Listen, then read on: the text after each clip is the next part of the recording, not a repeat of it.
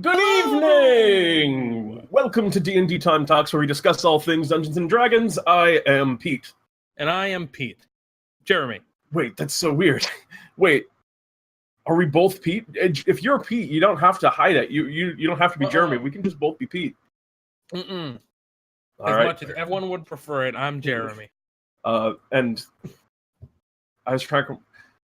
I'm Jeremy? I don't know. I got nothing. I threw you off there, Pete. Yeah. Hello, everyone.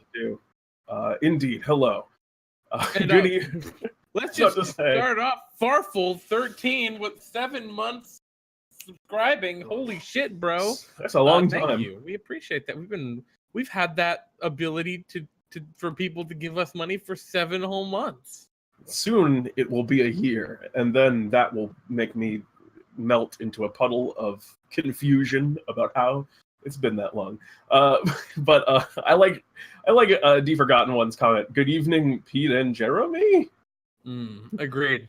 That is the appropriate question to yeah, absolutely. Yeah. But hello to everyone in chat. It's good to be here. I'm excited to talk about some stuff tonight, Jeremy. Yeah, we got a really exciting topic tonight, and by exciting I mean, oh my god, we've opened a can of worms. We're going to be talking about role-playing and character motivation, which, holy crap, that is a deep well to start digging into. We're going to be talking about the game Dungeons and Dragons, or actually not even that. We're going to be talking about tabletop RPGs, I guess, is what we're doing today, all of them.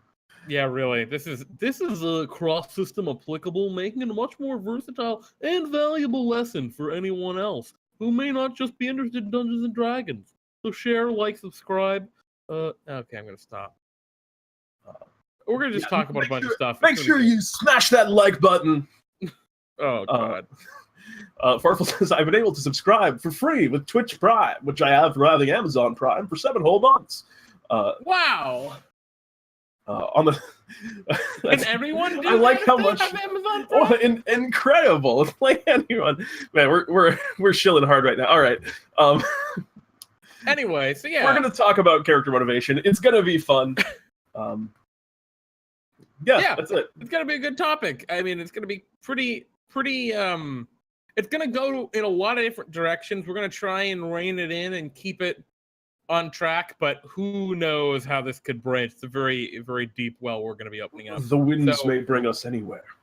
Feel free, if you have something you want to mention in the chat, because I'm sure there's going to be plenty to talk about, feel free to let us know. Chat along, we'll join in on the conversation, basically. Indeed. Should be good. Want to dive in? Yeah, I think let's just dive right in. Holy crap, Pete. We're a bit ambitious here, It might take like a couple episodes. We might have to come back to this in a future episode of Talks at some point. And by might, I mean, it's impossible to at some point in a future episode of Talks. But basically, we're going to be talking about role-playing your characters. So when you're playing Dungeons and Dragons or any tabletop RPG, there are a lot of ways to play it. You can play it in a very gamey kind of sense, right? Where kind of like XCOM, if you're familiar with that, where it's a very tactical, grid-based combat simulator. You can play it that way. You can play it as like an exploration. You know, I'm exploring the dungeon, I'm finding new things, and that's cool too. And you can play it as a heavy role-playing game where your character has a very unique and distinct personality and interacts with the other characters and personalities in the both in your party and in the world. And of course, you can have any combination of those 3 kind of deals. They're kind of the 3 pillars of gameplay as D&D kind of defines them: exploration, combat, and role-playing. And so we're really going to be focusing on role-playing today, which is going to be like understanding who your characters are, what they want. And this can be really helpful as fuel for kind of figuring out how they would act in any given situation. If you're, again, interested in playing a character that is truly a unique character. Yes. Which isn't, necessary. You can just do whatever the hell you want at a given moment. But for some folks, they're interested in that much more, much deeper kind of experience. Yeah, that's certainly the case for me. That's the juice of the game for me as it is.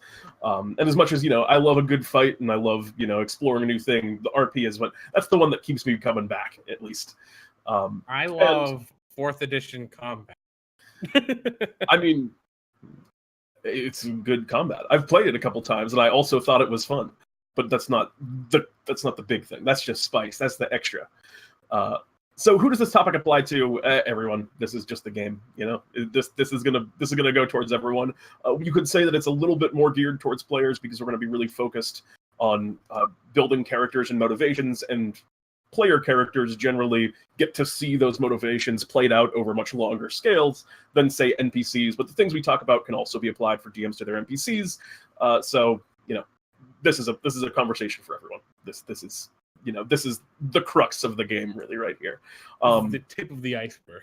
Yes. So why don't I take us in on talking a little bit about what we're going to be talking about, because we have such a huge, such a huge range of. Oh God, I bumped my mic. I hope that wasn't too bad. Sorry, y'all. I literally died, Pete. You killed me. Darn. Not really though. It's a huge topic. Yeah, it's so big, and just to kind of start to give us a little bit of footing and to start to rope us in the infinite void that this conversation could be, let's get a quick overview of how we're going to try and approach it.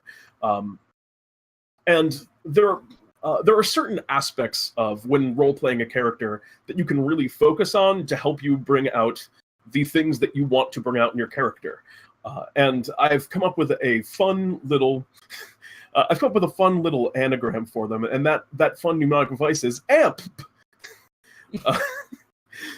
Alignment. You're going to amp up your gameplay. Yeah, you're going to amp up your gameplay when you talk about your alignment, your motivation, your past, and your personality. AMP. A very easy and fun to say acronym. I didn't actually make it an acronym. That's just how it worked out. No, it's an acronym now, Pete. Well, yes. The AMP principle is how we make great characters here. Yes, just follow AMP and you'll be fine. So the first of those, like I said, is alignment, and that's something we talked about last week. That's part of. Marfa says, "How do I get my subscription back?" I don't know. I think next time I see you, I'll just give you your money back because you deserve it now. Last week, anyway, last week we talked about alignment, and that's part of the reason why we wanted to talk about playing a character this week, is because all that information about alignment isn't really that useful. Like, knowing what alignment is one thing, but really there's a lot of the trick is in applying that to a character and getting that across. For example, as kind of a thought exercise, one of the things we talked about last week is playing a character that was internally evil but never shows it over the campaign. That's maybe fun for the player, but like no one else would ever know that you were evil. So we got to talk a little bit about how you actually role play those alignments and how you get that across. That's one of the things we're going to talk about. Yeah, and playing, again, a lot of people tend to gravitate towards specific kind of alignments that resemble how they are, like how they act. A good friend of mine, for the longest time, only played lawful good characters because, what do you know, that's how they think. It's the easiest way. It's the easiest way to think, and because that's just how you naturally think. And it can be a really exciting and like almost like refreshing experience, right? To play against your like actual life kind of alignment. Yeah, for which sure. is something we're going to talk about in a little. But number 2, the in amp. It really puts the in amp. It really puts the in amp. The motivation. Motivation is like your primary kind of factor, what kind of drives your character forward. There can be tons of different motivations for characters. But and characters almost always have a lot, like true, real characters have lots of motivation. There should be more than one motivation thing that motivates a character, for sure. Exactly. A real person doesn't have just a single thing that they desire to do usually. They have a lot of different things that they care about that are important to them and that help to drive them. So we'll talk a little bit about motivation after we talk about the. And that's a big one. And that I was going to say that ties in very closely with the other thing. And usually these two, I think, even more than the other ones, they kind of work together, that they move hand in hand. And that is your past, the things that have happened to your character before now, backstory. There's always a lot of discussion in, when starting a game, if players write their characters' backstories, and that's a big deal. But the things that your character has been through and done that shape who they are now as a character and as an individual. And usually those things are the things that inform their motivations as well. So those two things really feed off each other, as all of these do, but those two in particular. Yeah, and last but not least is your character's personality. And that's right, personality is, well, actually, and I said but not least, but it might be the least. It's weird. Personality isn't this all-encompassing kind of presence that we kind of associate it with when we're talking about personality in like a person. Yes. In real life. It's really the small quirks that help to set a character aside and round them out, make them feel like a kind of real individual in this world rather than the standard lawful good paladin, right? The standard lawful good paladin, well, my lawful good paladin is afraid of the dark, and there is a little quirk that makes them different, or they have a stutter, or X, Y, or Z. You can give them little tiny quirks. Sometimes they're very blatant and obvious, and other times they can be more discreet. But they're always a ton of fun.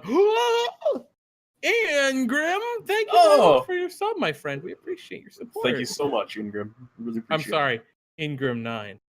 Yes. I don't want to misrepresent you.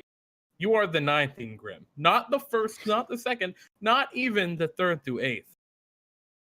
And I assume that as the 9th Ingram, that's not like saying that you are the 9th person to become Ingram. You are like the 9th model. You are the most updated Ingram. Exactly. Most advanced. And a great point here from D Forgotten One, which I think was a joke, but why not PAMP or MAP? And the answer is yes, it could be PAMP or MAP. You could put these in any order that you want. All of them feed off of each other, and starting in any of these places is a great way to like begin building a character and begin fleshing out your personality. Because once you start thinking about one of these things, the other ones are going to start to fall into place, and it'll just be like domino effects. That being said, when making a character, I personally think that this kind of direction, this strategy of alignment, motivation, past, then personality, is what really I feel like that is a very sound workflow when you're coming up with your new character. I was in agreement. That's how I do it too. Yeah, that'd be the order I would roll. But anyway, yeah, all these aspects kind of feed into one another, and as we kind of go through, you'll see one thing leads to the next thing, leads to the next thing, and it's almost like you're discovering this character as you start to figure it out. That's a very good way of putting it. I like that. You're discovering the character. That's exactly how it feels. That's a great way of saying it, Jeremy. Exactly. So I think the most important thing, the golden rule that we're going to talk about today, is when you're role-playing a character, you're acting. You're not telling a story so much as you are playing this character in the story. And the story is what happens and unfolds around the character, but it isn't the character itself. So that's a very interesting kind of perspective to see it. And it's a way that a lot of people don't normally look at things. I mean, famously, the world's a stage and every man a player. You don't think of yourself as a player in this grand play that is the world, but that's the kind of mindset you have to put yourself in when you're role playing your character. Absolutely. And role playing, I think, is often kind of put up on a little bit of a pedestal more than it should be. And there's a lot of different ways that you can role play. And the way you do that is just by doing. And for me, at least, I think that's like the biggest takeaway from this conversation, is that the way you make your character come across and all of these cool things in your brain start to actually flow into the game and people see who you are and what this character is that you built, is by doing the things that are in your head and having your character do those things. To apply an example, if you're building a thief character, a character that's this grandmaster thief and has stolen from countless rare artifacts from nobles and things like that, if you're playing a thief, then steal stuff. When you see an opportunity to steal things, do it. If you're playing a noble, try and use the nobility influence and do things that a noble would. Wear fine clothing and say that you do these things. If you're a barbarian that likes to drink, grab a cask of ale every time you go to a tavern and try and guzzle it, even if it knocks you out. Do the things that your character does. That is the biggest way you roleplay, which seems obvious, but I think it's easy to get lost in the weeds on some of the more intricate aspects of it. And it's especially interesting that a lot of these things that were mentioned aren't necessarily always good things. Maybe you're a master thief and you try and steal from some guy that there's no way you're going to succeed. You try and pickpocket like the prince as he's riding on, the royal pavilion going down the street or something during a parade. Like, you're going to do something that could be very bad for you, that will end up with very negative consequences. Maybe your barbarian is getting obliterated just moments before they know, some giants are going to attack the town, that the town guard is warned. These are things that, like, don't help you, but they're things that can work out in character.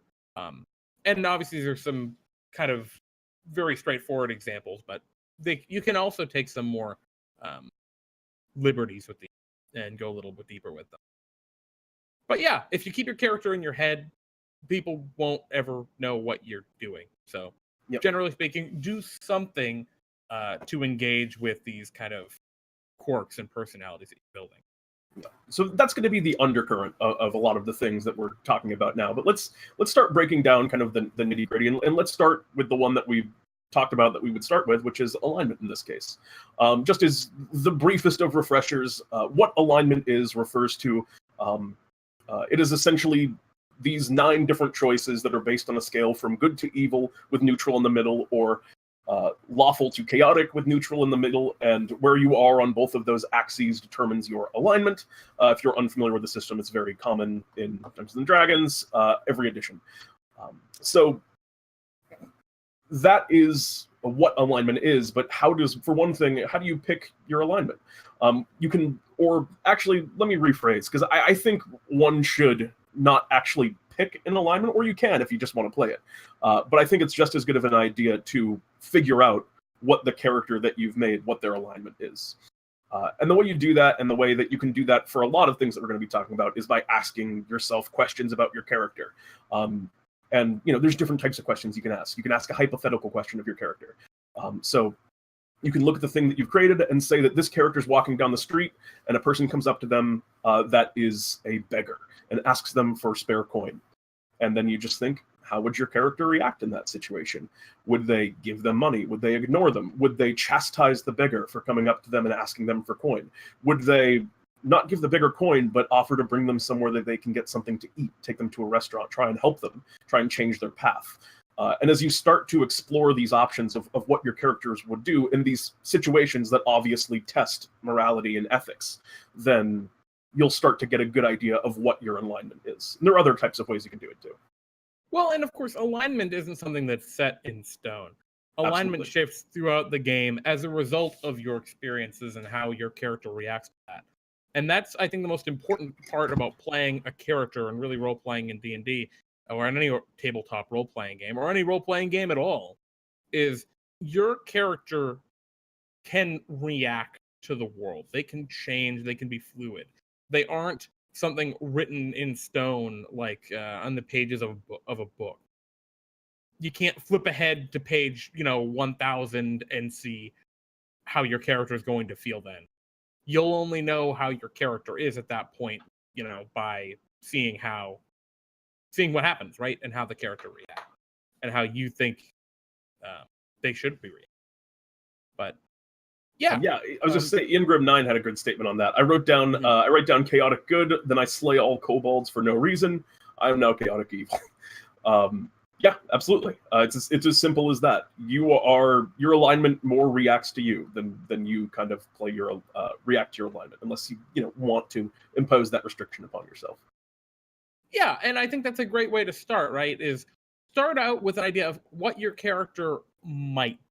So you might start out saying, all right, I think my character is going to be chaotic. All right, cool. And so as you're going into the dungeon, and you're thinking like, well, how would my character feel about this? And you're going back to your character's like backstory that maybe you've thought up, and you're realizing like, my entire character's family was murdered by kobolds, which is kind of a cop-out backstory, but that's not the point. And then you murder all the kobolds. Well, maybe your character isn't so chaotic good after all, as there's this deeper seed of vengeance within them that you have now discovered. And play that up, right? Vocalize your beliefs. Have your character talk about this kind of deep-seated hatred, right? Or what have you, whatever it might be. And that's the trick, I think. And that's where you start taking these things from, the hypothetical to actually role-playing and doing them in the game, is acting upon them.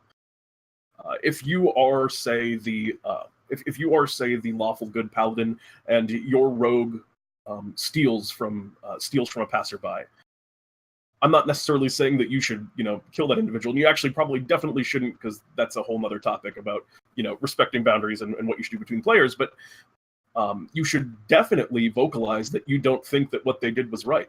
If that's what you think your character would do, you should tell them outwardly that maybe you do it in character. Maybe you say something along the lines and speak directly to them as your character, chastising them for what they've done. Or if that's something that you're not comfortable with, you can say that you can just tell them that your character, and you can describe how your character is now visually upset at them and is casting glances their way and is making all these kind of stern looks at them, even without having to say it in character. If that's not something you want to talk about or feel comfortable doing, you can still role play and express that your character would feel that way in this situation, and that's still role playing.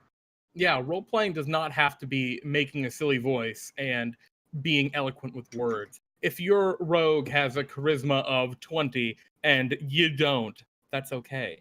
You can say, my character does X, Y, or Z.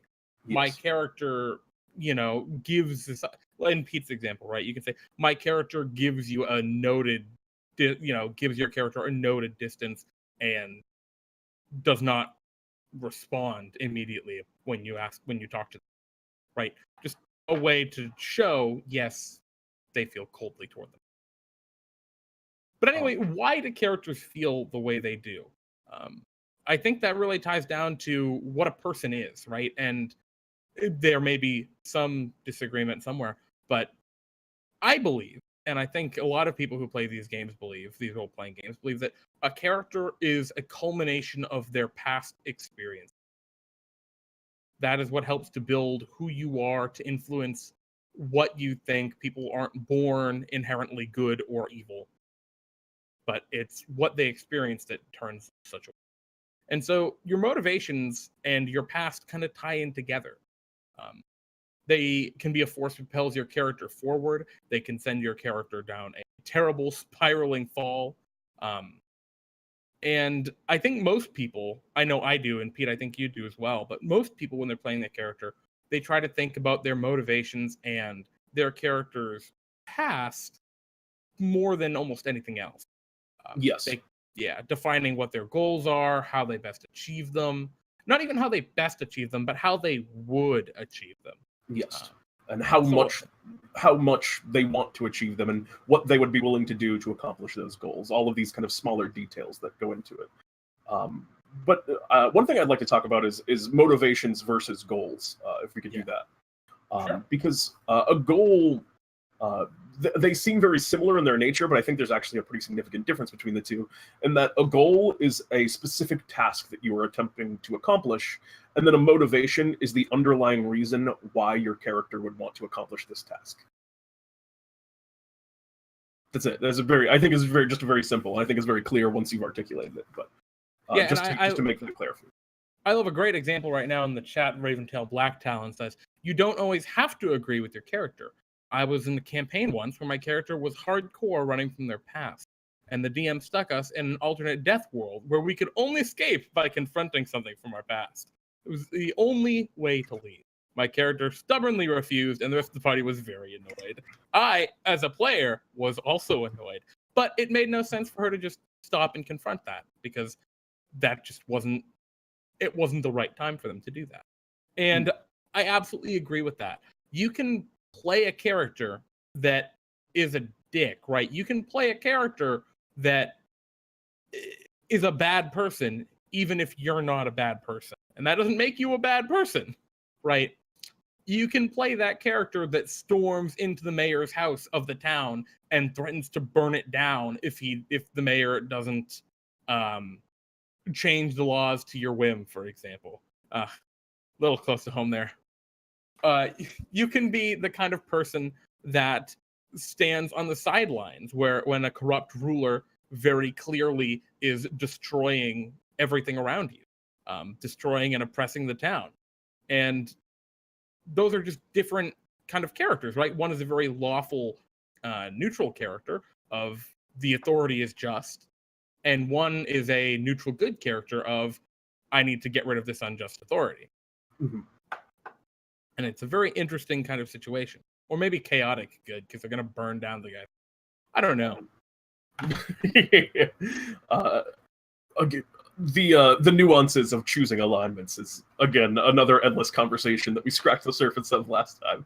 But yeah, we could go on that for a while. But so how does one come to a decision about what their motivations are as a character? How do you find your motivations?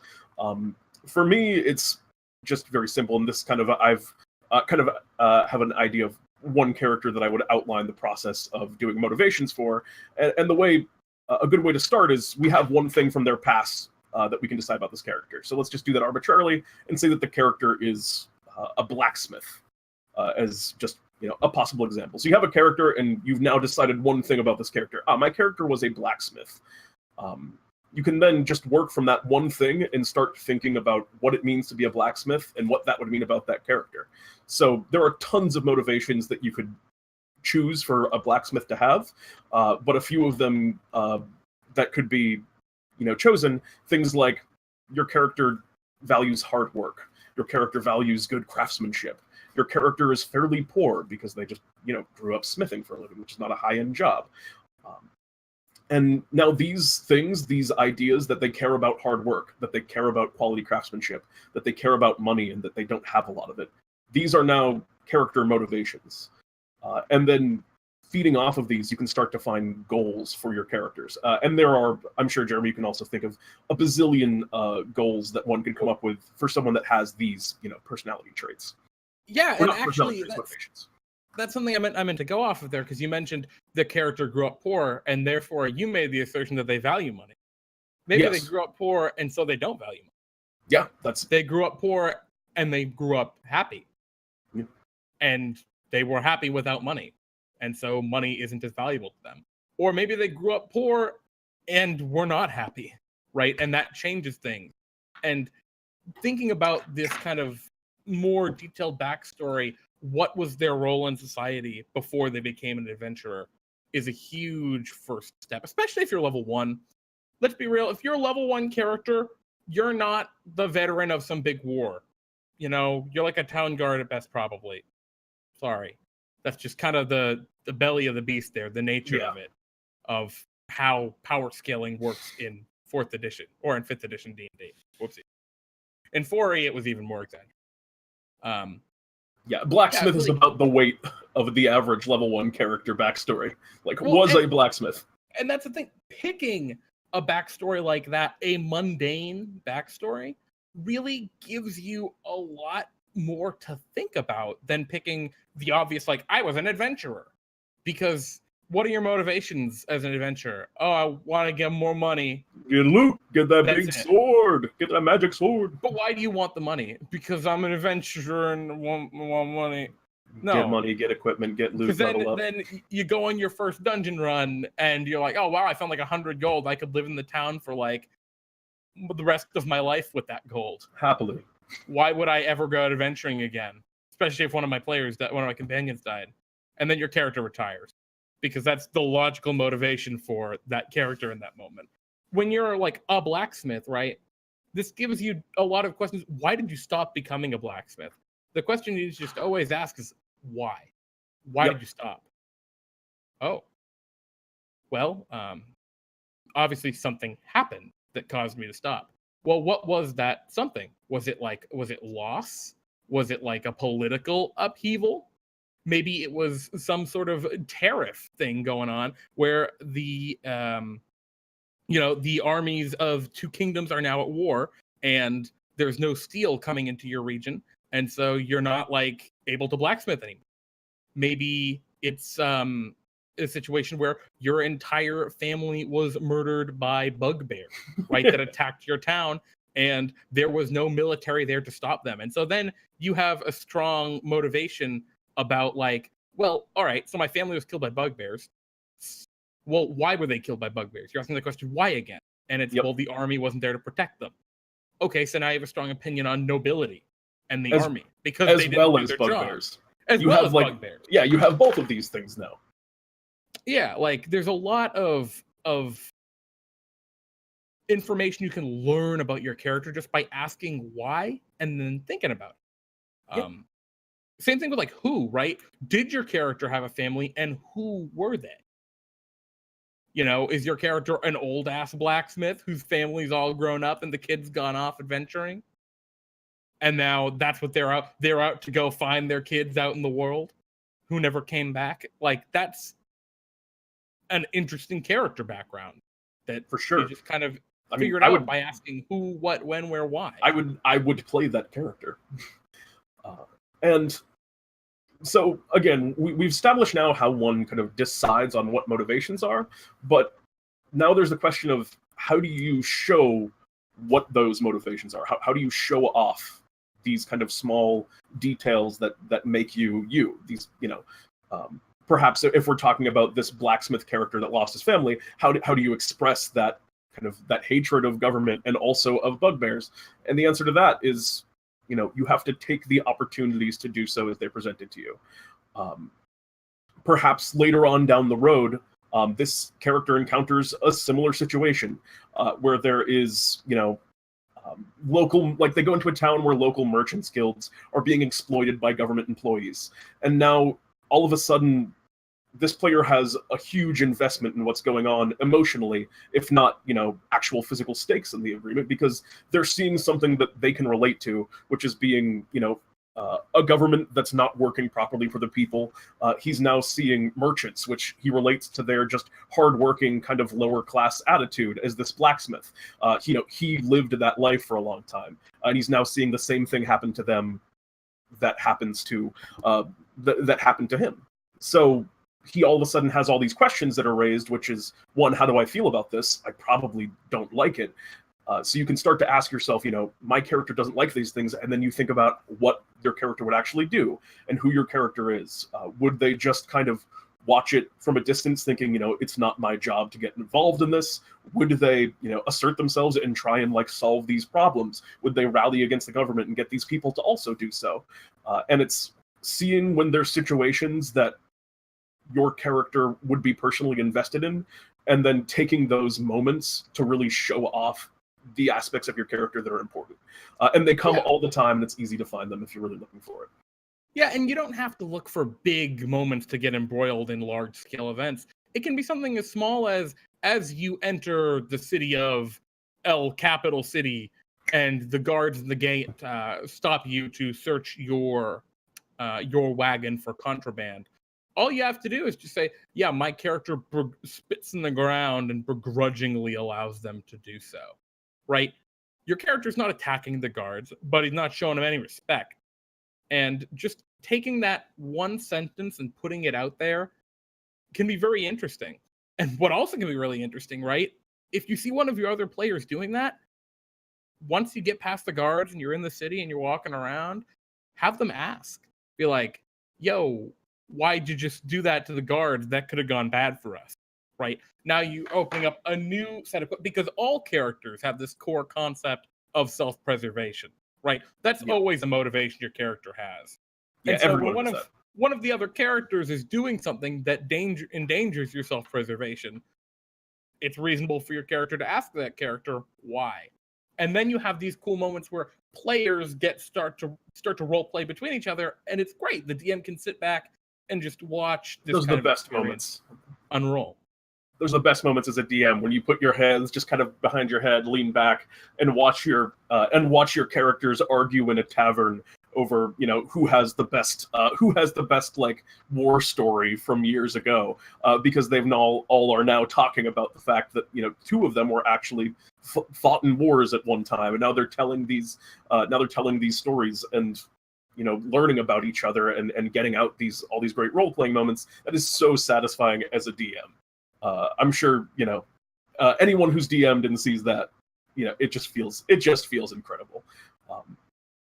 Yeah, absolutely. And we got a couple great comments in chat I wanted to mention before we got too off topic. Again, Raventail Blacktalon mentioning that you can check out the background section in the player's handbook. Yes. And absolutely, it is literally a plethora of, these are things that your normal character could have done, right? Yep. Before becoming an adventurer. Take, for example, we talked about blacksmith, which would fit under guild artisan. It could be blacksmith, could be glassblower, could be anything. But let's take another background like sailor.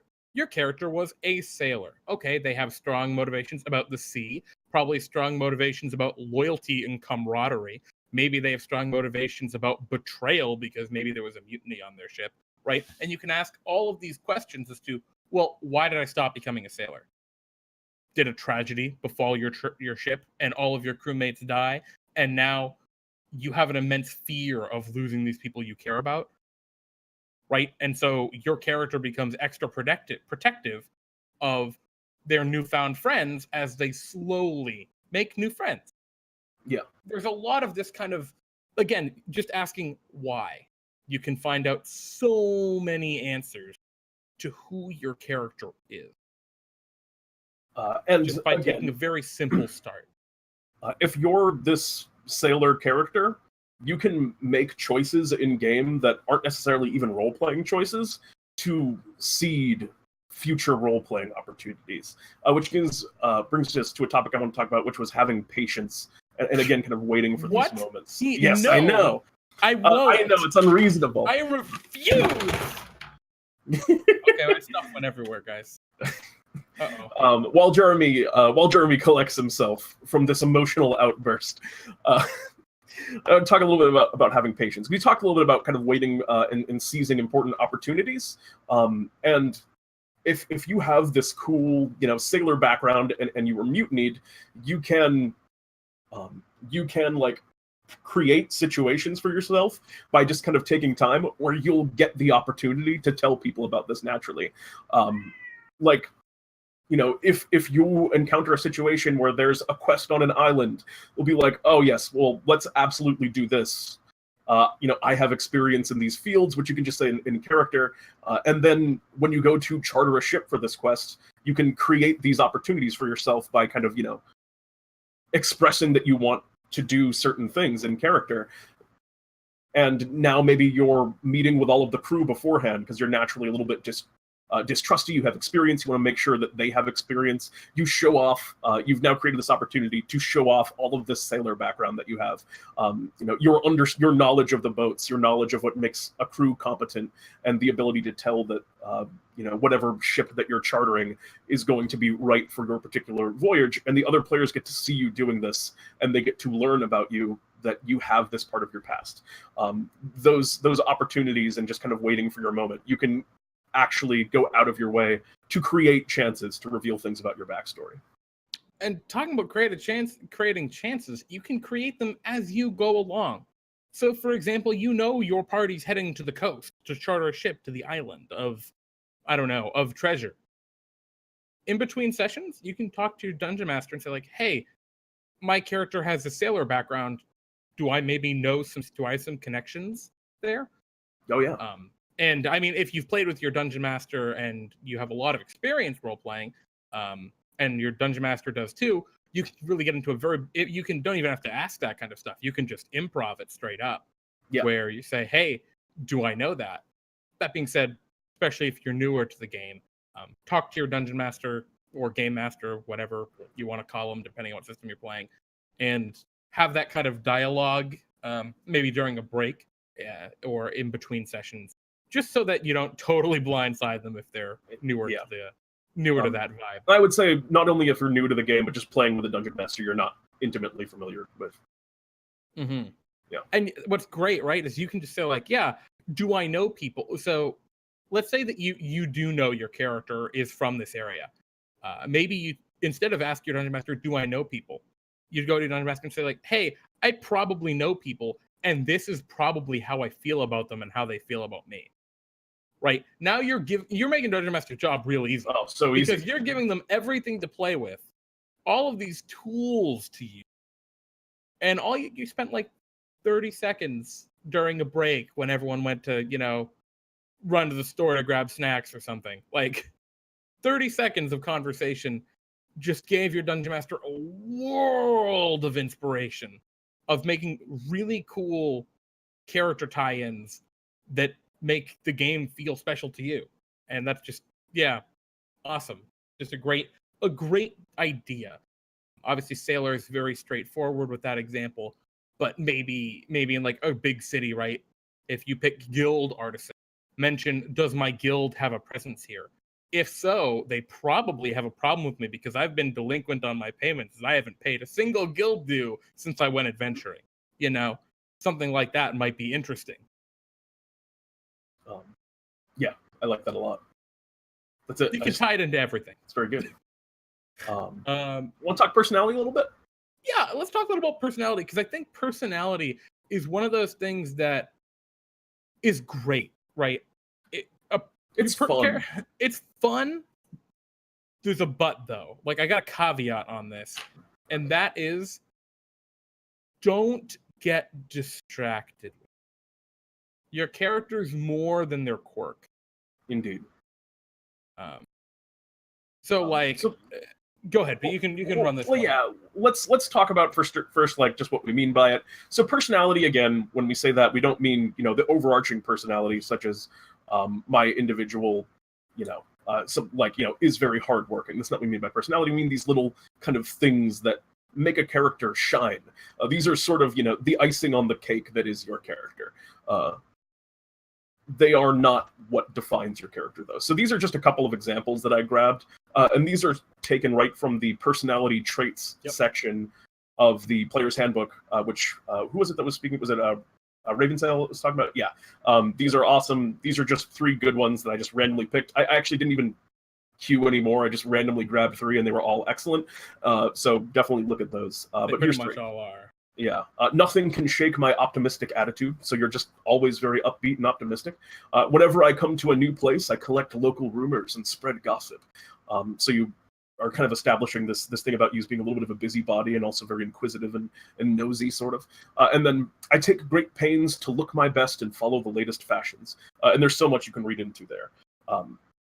And all of these things are interesting and can really make a character shine. The idea of, say, if you're going with that fashion one, every time you walk into town, you want to go to the nearest tailor, see what people are wearing, observe, the nobilities at courts, and watch what people are doing and try to emulate some of those, incorporating their things into your own personal wardrobe, talking to individuals, asking them where they got their clothes. So you just have this passion and this thing that you care about, which is fashion. And that's very interesting, but that shouldn't be what the whole character is. And I think that's what the caveat that Jeremy was talking about is. Well, it can be, right? If you're playing like a one-shot adventure, you can make a very kind of caricature character. Indeed. Where they are completely defined by this personality trait, and that's fine. But if you're playing a longer-term campaign and want to engage in that deeper kind of role-playing with your character development and a more nuanced kind of thought behind your character. Yeah, these are things that kind of, they tie in, but they aren't defined so much. And I think I think that the personality, getting hung up on the personality, is a really easy trap for a lot of really experienced role players. Because one of the things about having like a really quirky personality is that people love those characters. Oh yeah. When you're at the table and you come with like sort of the just the goofy, whimsical dude. I'll take an example. This is a character I play.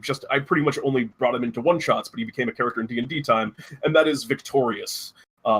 dude, righteous. And he was just this dude who was a paladin. And the joke was that he was a bro, and that, for lay on hands, you could do high five, dude. And he would heal you for 5 points of healing. And he would say things like, my path is righteous. And he had all of these like jokes about, all of the similarities between surfer slang and paladin slang, which there are a lot.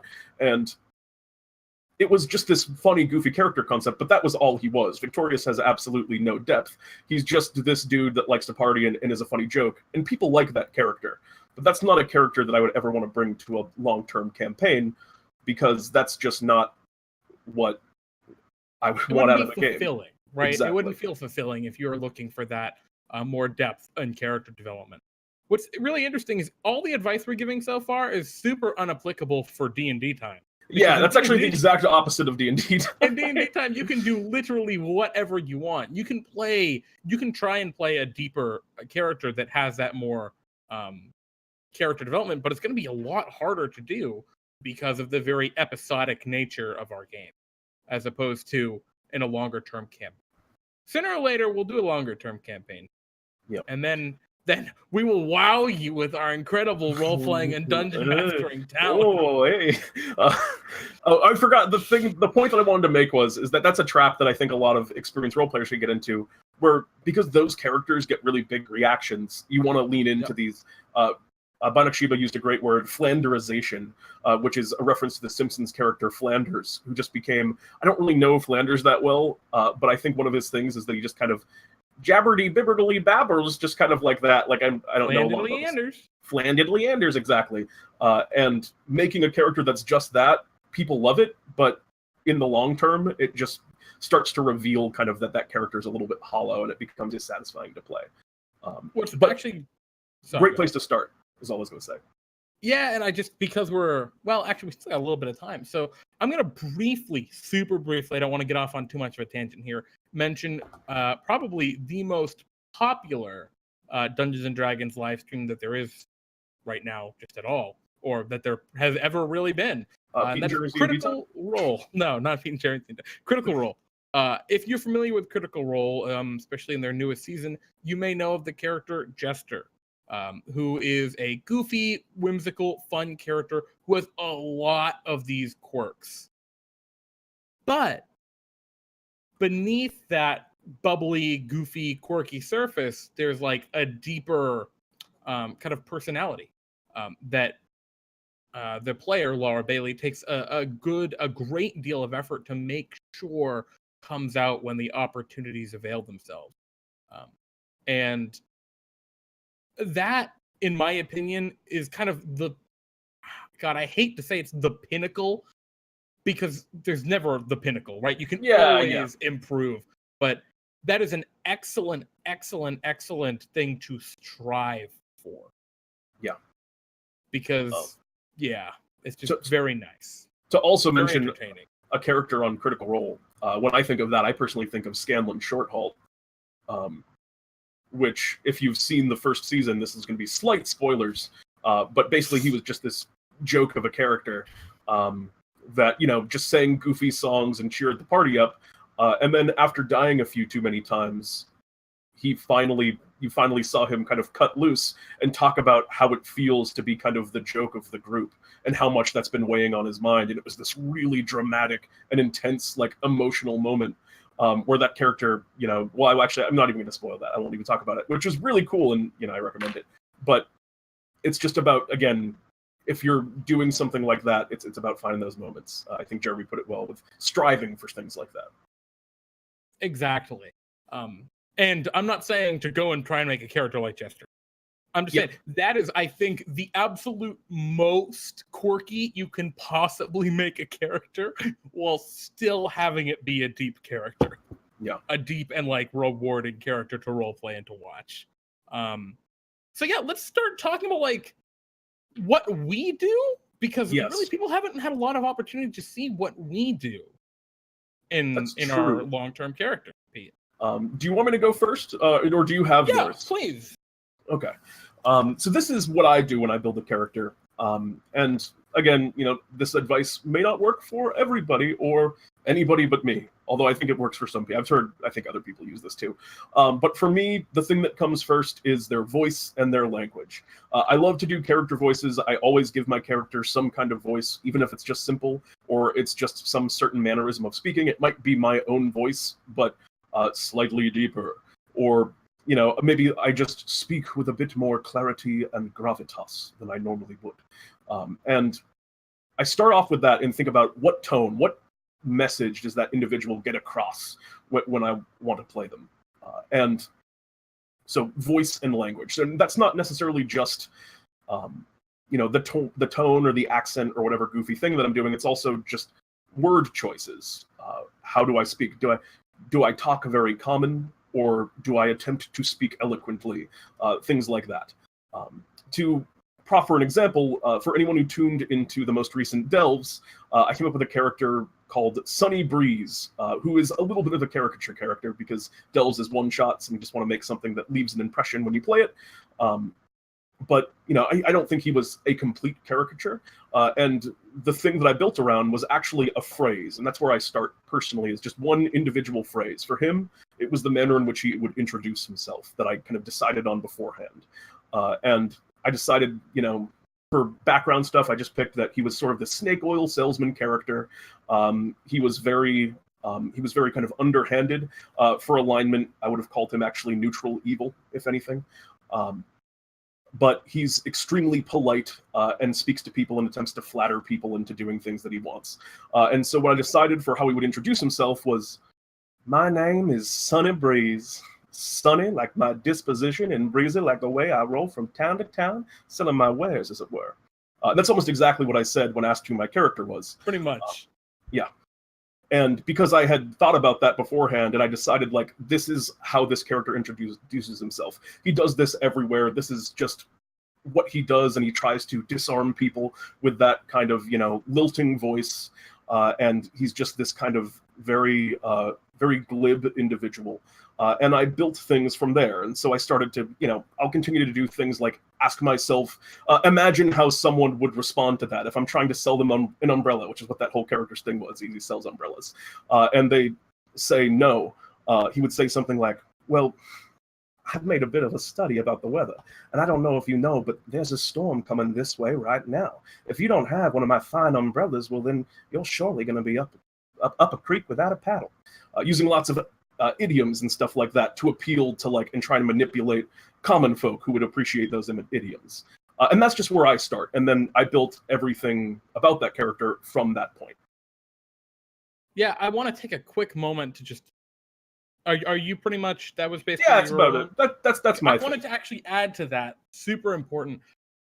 I've heard a lot of people say, and we've said this ourselves, that you don't need a quirky, goofy voice. But I think it's very helpful to have some kind of voice when you're playing a character, even if it is just the way you articulate. So, for example, in my own voice, if I have a character and I say, hey, Pete, let's go into that dungeon because I want to go and get the treasure. Versus, Pete, we must go into that dungeon because we need to get the treasure. My voice didn't change. Still my voice. I mean, maybe it was marginally lower, but I articulated it in a very certain way to make it very clear that was my character speaking, not Jeremy. And I actually made the grievous error of using my normal voice for a character. I haven't done that in a long time, but in a game I'm currently playing, that Farful's running, I used my own voice for that character, the character I'm playing there. Or for a character you're playing. For a character I'm playing, yeah. Okay, and cool. We ran into a situation where my character and another character was clashing. And so it was over a decision to interact or not interact with something going on in the area. And my character was vehemently against it, against interacting as a very lawful, neutral kind of, a very lawful, neutral. The law of the land is the law of the land versus the neutral good. Do what you got to do to make things right. And which is the other character. And at the end of the session, we had to stop and I had to be like, look, man, that wasn't me being, mad at you. What you were doing was actually the right thing to do for this adventure. That was just my character feeling that way, right? Because my character is a very, very lawful, neutral character in that regard. And that's a really important thing, right? When you have characters that don't mesh, right? That do conflict, having a voice can definitely help to make that disconnect where it's like, man, I'm not mad at you. This isn't Jeremy mad at other friend. It definitely makes Pete them more mad at other friend. These are characters clashing, which is perfectly, that happens, right? That happens in the game. It's healthy for player characters to clash a bit every now and again. Yeah, exactly. As long as you kind of understand the boundaries exactly, right. And I've been playing with these guys for years, so I'm not too concerned with blowing open the blowing anything apart. But it's still good to have that conversation afterward. But yeah, but anyway, that's my thing. Is I start with the voice and the language, and that really helps me get into my character's mindset and start to think like them. We actually have a couple of really interesting concepts in chat. Raventail Black Talon saying that they start with the character's appearance and work down from there. That is so cool. I wish I could come up with I have trouble visualizing my characters. Even really late on, I can have a lot of trouble visualizing my characters. Sometimes, a lot of the times, I will scroll through art upon different things on DeviantArt or ArtStation or whatever, and then when I find something that really appeals to me, bam, holy crap, this is my character, and I'm gonna roll make this concept a thing. That's amazing that you can do that in your own mind, and oh my god, so cool. But that's a really neat way to do it.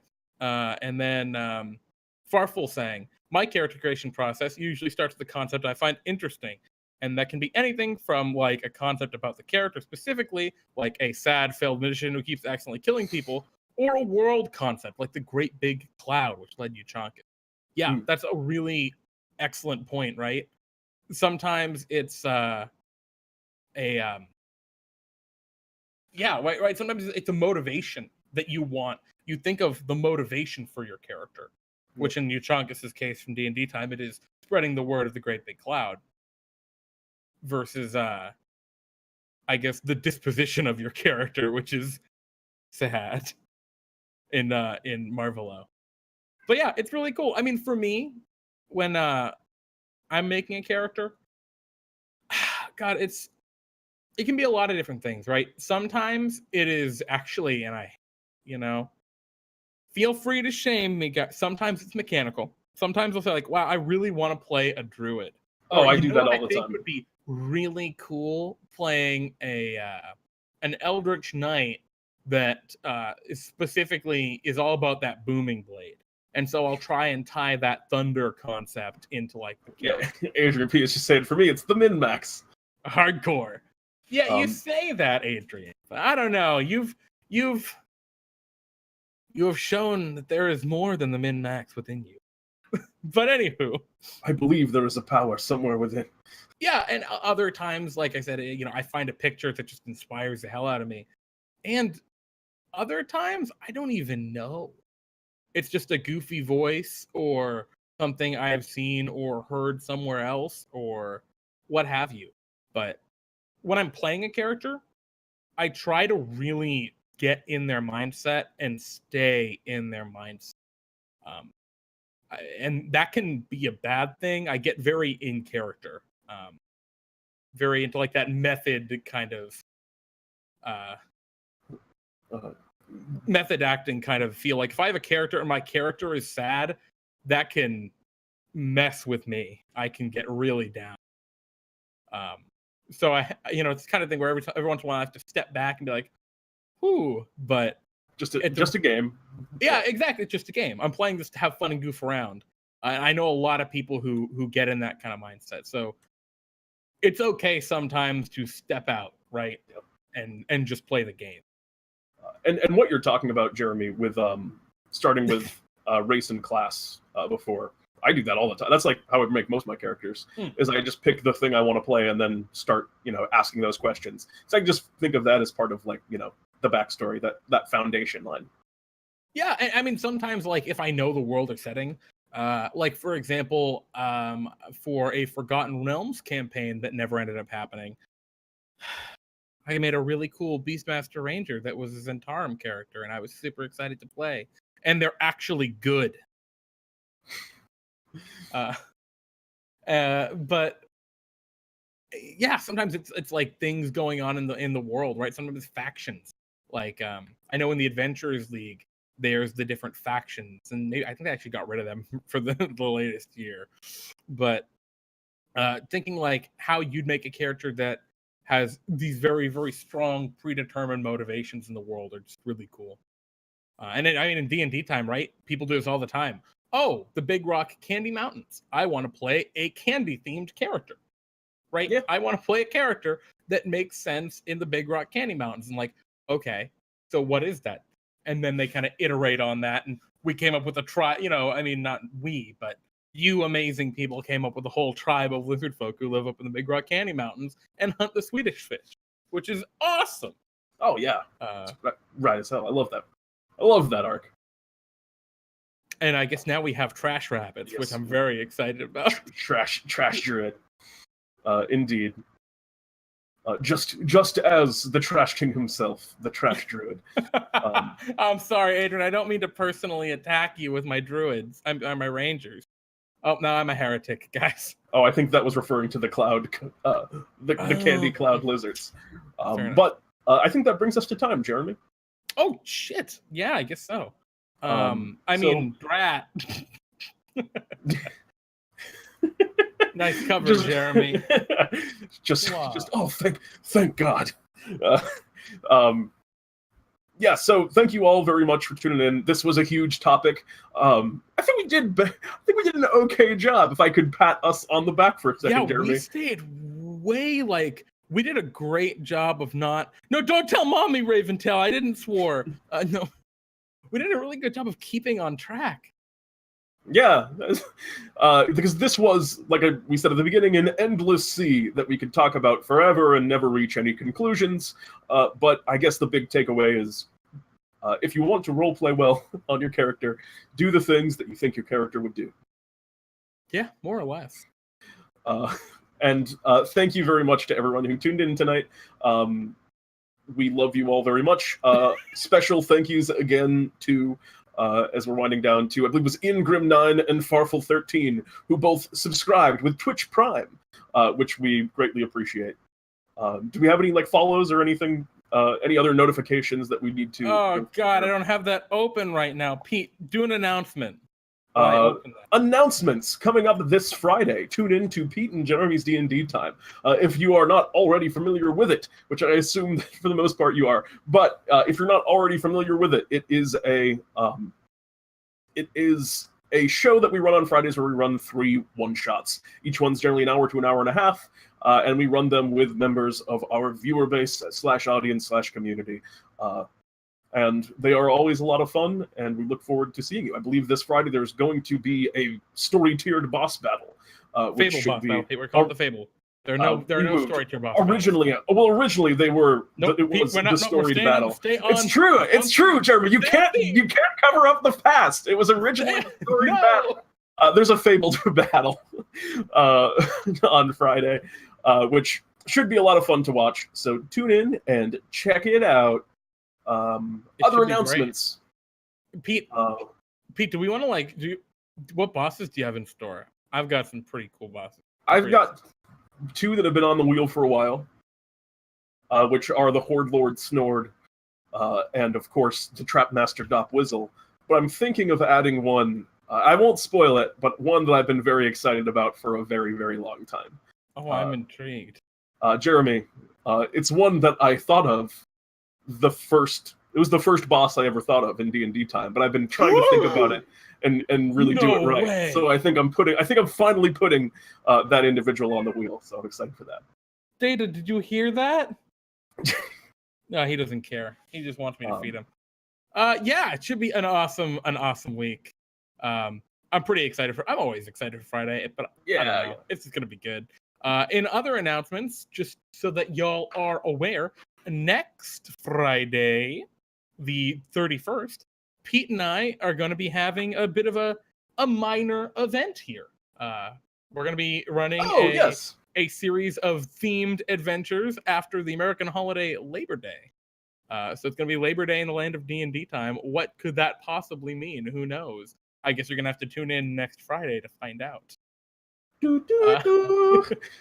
As the dramatic chime. That was not dramatic, Pete.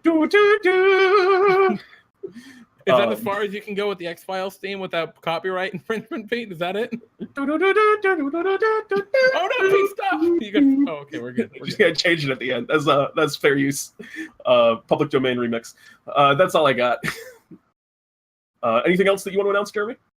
No, I think that is just about it. So in that case, thank you all again very much, and I'm Pete. Oh wait, actually, there is one other thing we need to. I redact my Pete. I've said it backwards. And that is this Sunday. We're actually going to be doing DnDTime Brews instead of DnDTime Delves. We are moving on to a true every other week alternating cycle for Delves and Brews. So it'll be a little more predictable, and we'll have it'll feel like there's more of everything. Data, don't you jump onto my minis, please. I was laughing there He's at looking for him. Get down. Seeing the cattail on the screen. Before Data hacks the entire mainframe and shuts our stream down, let's end it naturally. I'm Pete. I'm Jeremy. And this is DnDTime Talks. I said T 3 times. I'm so bad.